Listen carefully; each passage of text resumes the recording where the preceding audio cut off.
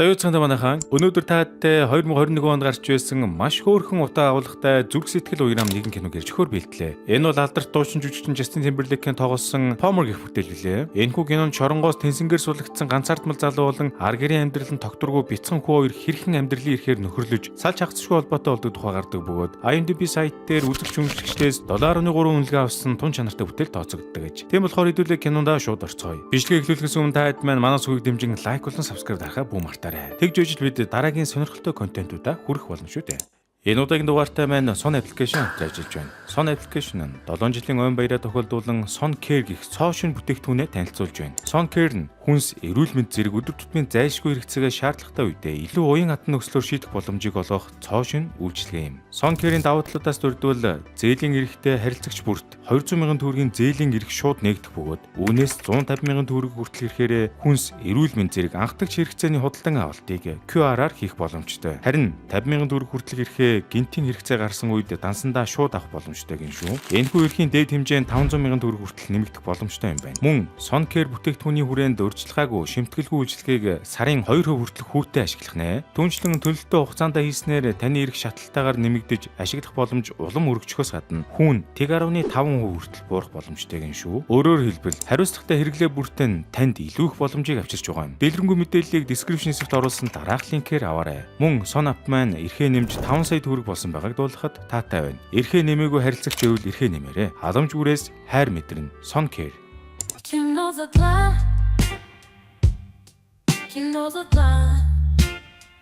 За энэ кино маань эхлэхэд бид Eddie Palmer гэх гол дүрийн залуутайгаа танилцсанаа. Eddie 12 жилийн өмнө гэмт хэрэг үйлдснээс болж удаан хугацааг шоронд суун өнгөрөөсний цэцуллагдан төрлөх хот өсгсөн эмээ дээрээ буцан ирдэг. Eddie буцан ирэхэд Viva нэмэн хөөрхий ачхуугаа хараад сүйдмэд болж амьд дээрээ суллагдахыг нь үзээд үнэндээ л магнат хийнэж байлаа. Viva нэмэн хүүгээ ирмэгц түнд хэрэгтэй болгоныг нь бэлдэн өгч Eddie ч одоо өсөж торинсон гэртээ ирээд сэтгэл нь амарваа. Тэр үеэр Eddie цонхороо артал хашаанд нь байдаг чиргүүлэн байшинд огт танихгүй эмэгтэй хүүтэйгээ амьдардаг болсон байлаа. Тэр эмэгтэй нэрийг Шэли гэх бөгөөд ганц хүү Сэм болон найз залуу Жеригийн хамтаар Viva нэмэгийн хашаанд түрээс төлөн амьдардаг бололтой. Жери Шэлигийн хүмүүс бол харах царайны үл бүдэх нөхдүүд байх бөгөөд бяцхан Сэм хүү харин арай ч эвдэрч амжаагүй гин цайлга нэгэн байлаа. Энэ үеэр Viva нэмэ Эдиг хөршүүдээ олж харсныг анзаараад хэлж байгаа. Наад эмэгтэй чинь зүгээр л хоёр хөлтэй асуудал тархич. Хэрвээ хүүнд байгаагүй бол би аль хэдийн наадуулыг чинь хаяанаас хөөгөөд явуулчих байсан. Эд нартай дасан зогцох гэж би яаж махаа хийцэн гэж бодно тэргээд эмээ нь бол нэг л яоцгүй байгаажээ. Үүний дараа Viva нэмэ Эди хүүгээ сайхан хооллож унтлаад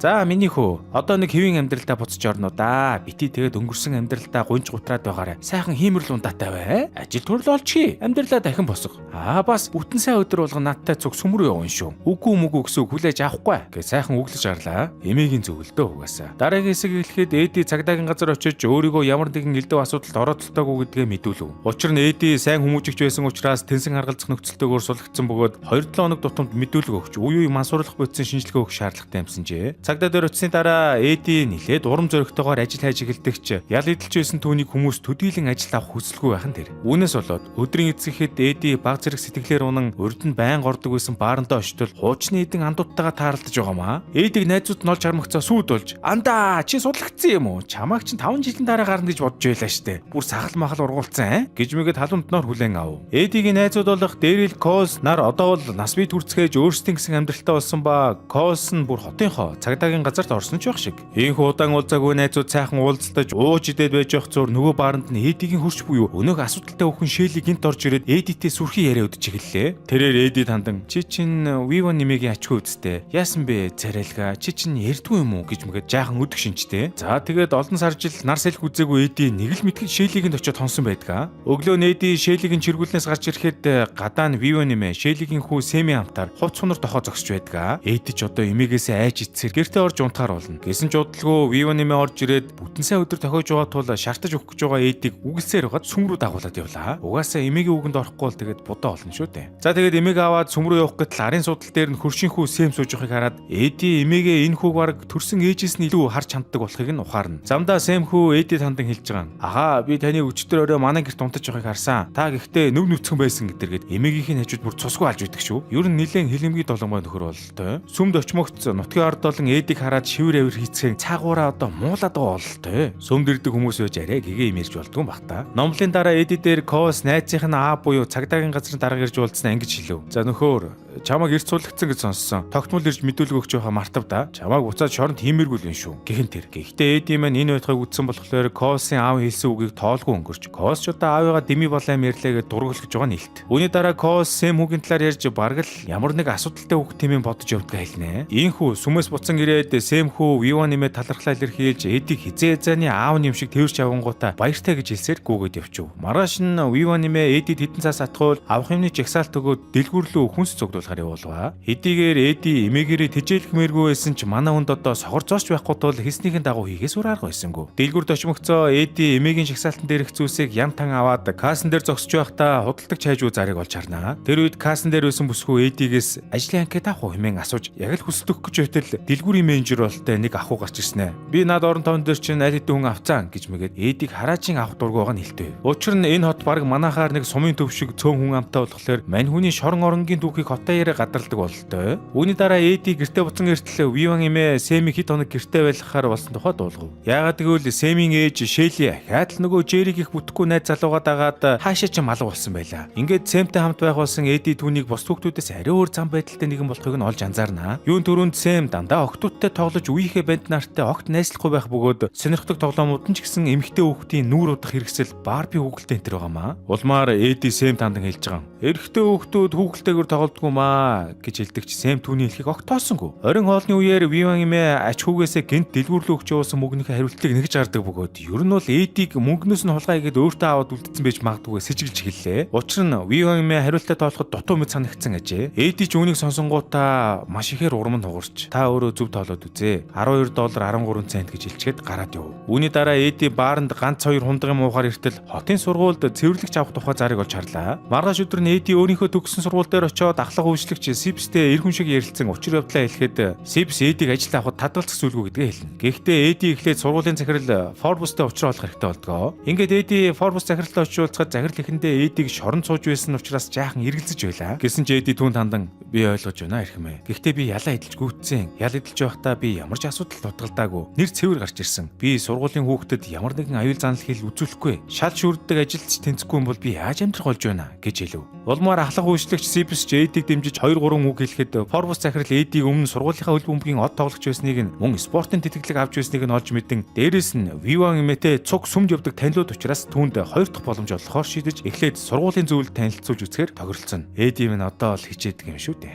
Орон хоолны үеэр Сэм хүү Виван эмээгээ Эдигээс уучлах ухыг сануулхад Виван эмээ өчигдөр өрөө хариулт мөнгө буруу тоосноосоо ачуугүй гүтгсэндээ уучлалт хүслээ. Гэхдээ тэгж байтал тэдний гэрийн утас дугууран сургуулийнхан Эдиг ажилд авахар болсон байх нь тэр. Улмаар Эди энэхүү баярт мэдээгээ эмээ Сэм хоёртой хуваалцлаа. Маргааш нь ахлах үйлчлэгч Сипс Эдид шинэхэн ажлын байрыг нь танилцуулж Эди ч одоо сургуулийн анги танхим журланг янзын гэгч нугааж хамаг сайхнаар хичээж ажиллаж байгаа нь хэлдэв. Удалгүй Эди Сэмийн ангийн багш Мэгитэй танилцж ангид байгаа агаржуулагчийг засч өгдөгөө. Нэрэн Сэм хүү одоо бусад банд нартайгаа нэх нийлдэг болохоор цаад гарууд нь Сэмийг дандаа бөөрөлхилж байдаг аж. Эдиг ангид орж ирэхийг харангуйтаа Сэм хүү түүн рүү далдагч Эди түүнийг танихгүй юм шиг өнгөрчөв. За энэхүү хэсэг хугацаа өнгөрөхөд Эди ажил төрөл эрхэлдэг болсон тул амьдрал ахуй нь арай гайгүй дээрдэж нэм гариг болгон эмээтэйгээ сүм орж бус өдрүүд нь ажлаа хичээнгүйлэн хийж хотынхны дунд ч өөрийн байр сууриа иргэн олж авлаа. Тэгтэл нэгэн өглөө Эдис ирээд Вива нэмээгээ орноосоо босоог байхыг анзаардаг бөгөөд Сэмээс эмээгийнхээ талаар асуутал хатагтай Вива нь ерөөсөө ирэхгүй байна уу гэж хэлхэн тэр. Энэ үед Эдигийн дотор нь гинт пал хийж эмээгөө очиж шалгаад өстөл хөөрхийн юм нь нойрон дундаа бурхан болсон байлаа. Ийхүү Вива нэмээгийн оршуулганд сүмийн бараг бүх хүмүүс хүрэлцэн ирж эмээгнэл илэрхийлдэг бөгөөд оршуулга болсон өдрийн орой Эдид үнэхээр хэцүү байсан тул бааранд очиж архитаас хүртээ дамжваа. Тийхүү оршуулганы маргааш өдөр болоход Эди Сэм хүүг бүх зүйлсийг нь хамт цагдаад ажилладаг Коос найз дээрээ аваачин тушаан өөр хүний асрамжин шилжүүлэхээр шийднэ. Учир нь Сэмийн ээж Шэлийн газрын гавар орсон мэт алга болж утас муцаач авах байсан учраас түүнийг хүүгээ хаяаж явсан гэж үзжээ. Тэр үед Коос Эдид хүүг төр хугацаанд өөр дээрээ байлгахыг зөвлөсөн ч Эди хариуд нь энэ миний хариуцлага биш ээ гэж мэгэд хатуурхаад байдаг наасан. Коос түүнд Сэмийг шууд ингээд орхиод явбал асрамжийн газарт аваачихаас өөр сонголтгүй болно гэдгийг сануулсан ч Эди юу ч хэллэхгүй гараад явлаа. Гэсэн ч мань нэр удалгүй буцаж орж ирээд Сэм хүүг дагуулад гэртээ арих нь тэр. Ингээд Эдди мэн Сэм хүүг асархаар болдог ч өмнө хүүг чуугад өсөж үзээгүй болохоор эхэндээ нэг л ивэ олсонгүй. Гэсэн ч хөөрхий Сэм хүү хар угаасаа л бие дагаа сурчсан бүр нэг ухаалаг хүүхэд байсан тул Эддитэй Эддигөө өөрийгөө хангалттай аваад явчихж байгаамаа. Бараг Эддигээс илүү аминдаа арчаад юм шүү. За тэгээд энэ хоёр маань инхүү аж төрсөөр нэг өдөр Сэмийн ангийн багш Мэги Сэмийг гэрт нь хүргэж өгөнгөө амьдрал ахуйтай нь өөрийн биеэр танилцахаар болно. Энэ үеэрээ Мэги багш Эддитэй албан ёсоор танилцаж хэрэг гарвал залгаарай гэд бүр утасны дугаараа өгөөд явлаа. Инхүү өдөр хоног өнгөрөх тусам Эдди Сэм хоёр маань бие биедээ улам дасаж бага угаар додонсож эхэллээ. Тэд өглөө бүр хамтдаа сургууль руугаа явж хотод болж элдв арга хэмжээнүүд оролцсон бараг л аав хөө шиг бие биедээ ээнэгшин тасаж орхитгоо. Тэгж байтал нэг өдөр Эдди дээр цагдаа найз Косийн эхнэр хурч ирээд би Сэмтэй өөрийн охин Эмилийг цуг тогтоолвол чи дургацгүй үсттэй. Чи Сэмийг орой 5 цаг үед ирээд авахд болно гэд аавс нь асууж байгаа мэт зөвшөөрлөөсөв. Түүнд нь Эдди мэдээж зөвшөөрч байгаамаа. Ингээд оройны 5 цаг болж Эдди ч доо Косийн дахиад очтол эхнэр нь түүнийг дотгошоо орж улмаар Эдди Сэм хүүг Эмилийн охинтой учиргүй дотн тоглож байгааг харав. Маргааш оройн Эдди Сэмийг хотын ахлах сургуулийн хөл бөмбөгийн тэмцээн дээр авчирхад тэнд Мэги багштай тааралдаг бөгөөд энэ үеэр Мэги Сэмийг хамтдаа боулинг тоглохыг өрөв. Тэгтэн Сэм хүү сэргэлэн болохоор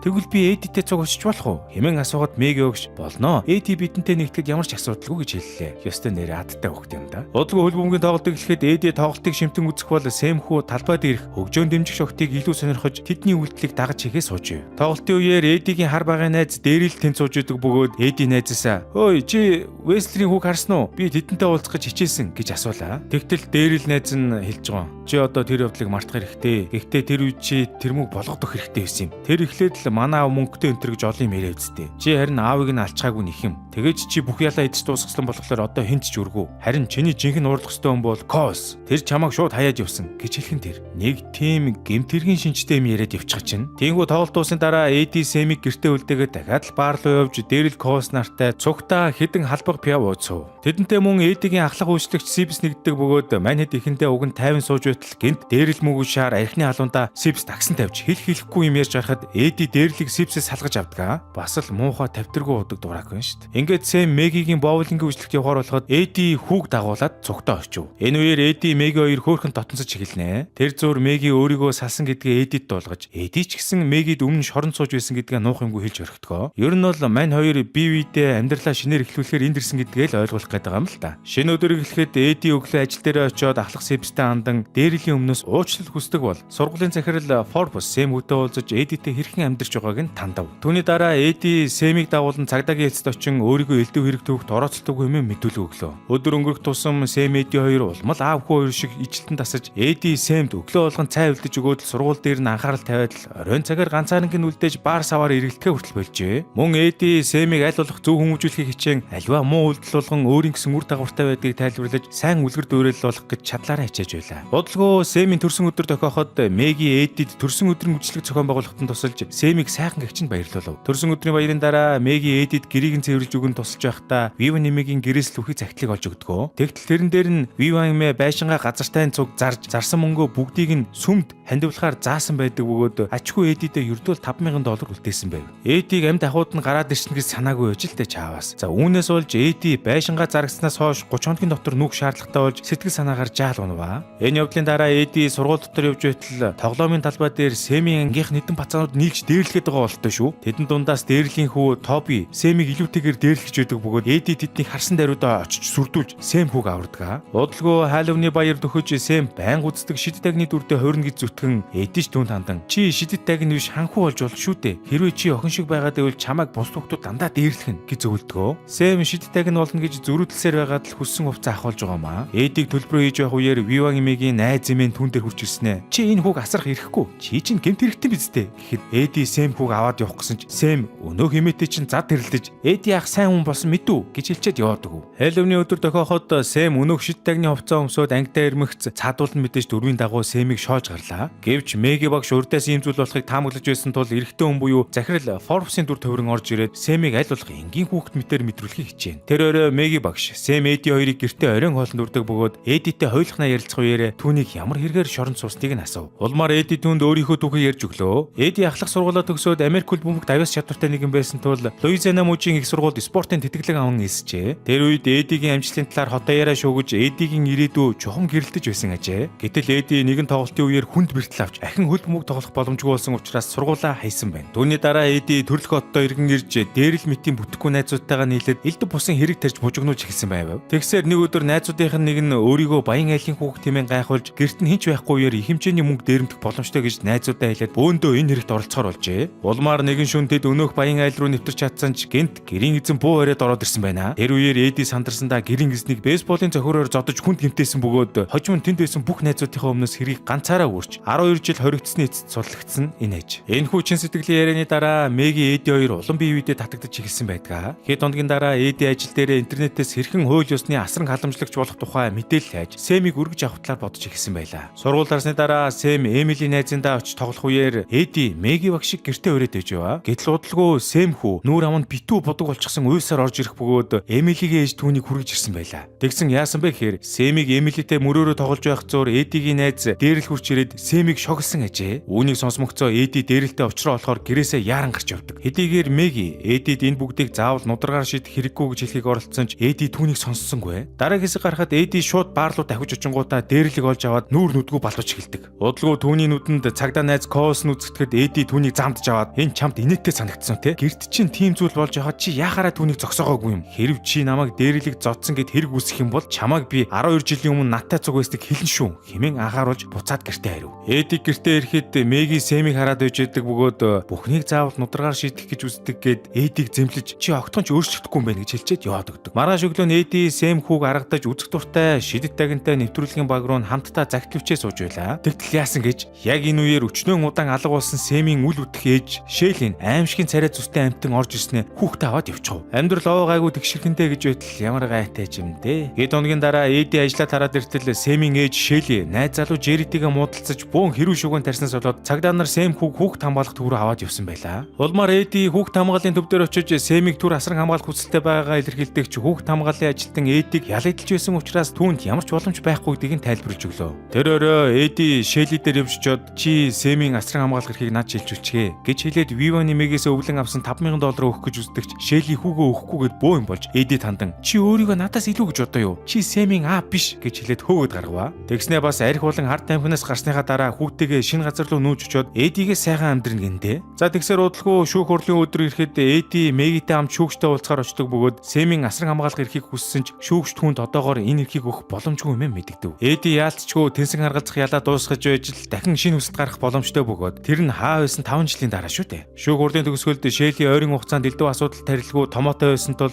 Сэм хүүгээ буцаан өөр дээр авч чаддаг. Маргааш өдөр нь Шэйли найз залуутайгаа Вивоны Мегийн хашаанаас нүүхээр хамаг юма баглж явах үеэр дахиад л муудалцаж бөөн шууган тарсаар сүулдэ бүр зодолтоод эхэллээ. Тэр үед Эди тэсэлгүй тэдний дундуур гүйж ортол Жеригийнх нөхөр Шэйлиг боож алах нэ. Эди түүнийг Шэйлигээс салгаж дараа нь Сэм хүүг аваад шууд зүгтааж байгаа нь харагдана. Орой болоход Эди Меги рүү залгахтал Шэйли түүнийг хүүг нь барьцаалан зогцсон талаар цагдаа нарт мэдэгдэж цаадуул нь Эдиг эрен сурвалжиж ихсэн талаар дуулгалаа. Ер нь бол Эди маань буцаад шоронд орох болслоо бүрэн хангасан болох нь тодорхой болж байгаа юм. Тиймээс Меги Эдиг ятгаж асуудалд ортохоос өмнө Сэмийг Шэйлид яаралтай буцааж өгөх хэрэгтэй гэдгийг сануулж Эди ч аргагүй ирэхэд Сэмийг гэрт нь хүргэж өгөхөр болно. Эди гэртээ ирэхэд Коос найз нь цагдаа нарын хамтаар түүнийг шууд баривчилдаг бөгөөд Шэйлич хүүгээ хараад тэрвэрэн ав. Гэсэн ч Эди ахта дэндүү хайртай Сэм хүү ээжигээ түлхэж хаяад цагдаа нарын машинд ачигтаад явж буй Эди ахыхаа араас уйлан дуудаж хамаг чадлаараа л түүнийг хамгаалахыг оролдоно. Эди ч Сэмийг харангаа чимээгүй нулимс туслуулсаар тэндээс явлаа. Улмаар Эди баг буцаад шоронгийн амьдралдаа бэлдээд камерт хоригдоод үйжэтэл Коос найз нь орж ирээд хэлж байгаа. Сэмийн ээж чамайг хүүд нь хоол авч өгөхөөр дагуулж явсан гэж мэдүүлгээ өрчилсөн. Сэм одоо Мегигийн дууга Шэйли өөрийгөө дэндүү их мансуурсан байсан болохоор андуурсан байна гэсэн. Ингээд чиний эсрэг хэрэг үүсэхгүй. Би бас чамд өргөө боллоо шүү гэж хэллээ бурхан минь. За ер нь Коос түүнийг 12 жил шоронд хатаасандаа гимшиж инхүү гимээ цайруулж байгаа ажээ. Ингээд кино маань төгсөх тийшээгээ хандхад Шэйли Эди дээр өөрийн биеэр ирж Сэм хүүгийнхээ асран хамгаалах эрхийг түүнд шилжүүлэн өгснөөр Эди эцэст нь Сэмийг хууль ёсоор хүүгээ болгон авах боломжтой болж байгаа. Маргааш нь Эди ажил дээрээ ирэхэд ахлах Сипсэн түүнд сургуулийн түлхүүрийг гардуулан өгч итгэл хүлээлгэж байгаагаа илэрхийлдэг. Үүний дараа Эди Сэм хоёр Вивоны Мегийн байшингаас хамаг юм аваад нүхбэлгэлээ хангаж явах үеэр Эди шуудангийн хайрцагнаас Сэм таягилсан ил захидлыг олж харав. Тэрээр хүү захидлыг нь өгтөл тэр нь Сэмийн байн үздэг хамгийн дуртай шид тагинтай шоунаас илгээсэн захидлын хариу байх бөгөөд тэд Сэмийг албан ёсоор клубтээ элсүүлсэн байлаа. Тэр үед Эди Сэм хүүд баяр хүргэж эцэст нь тэд өөрсдийнхөө сонгосон замаар хамгийн тухтай аюулгүй амар тайван амьдралыг зохицох бүрэн боломжтой болж кино маань аз жаргалтайгаар төгсдөг. Энэ хүрээд энэ удаагийн бичлэг өндөрлж байна. Хүн болгон л өөрийн амьдралдаа ямарваа нэгэн байдлаар алдаа гаргадаг. Гэхдээ бид алдаанаасаа суралцаж бүр мөсөн өөрчлөгдөх боломж үргэлж байдаг байна. Мөн нэг нэгнийхээ хоосон орон зайг дүүргэж шаргалсан зүрх сэтгэлийг эдгэх AD Sam хоёрын гайхалтай түгээс та бүхэн нэгийг ухаарсан гэдэгт итгэлтэй байна. Мөн энэ кинотой төстэй өөр нэгэн киног үзхийг хүсвэл та бүхэн манай сувгт орсон Танхай залууг өөрчилсөн Бяцхан охин хэмээх киног үзээрэй. Бас л гоё кино байгаа.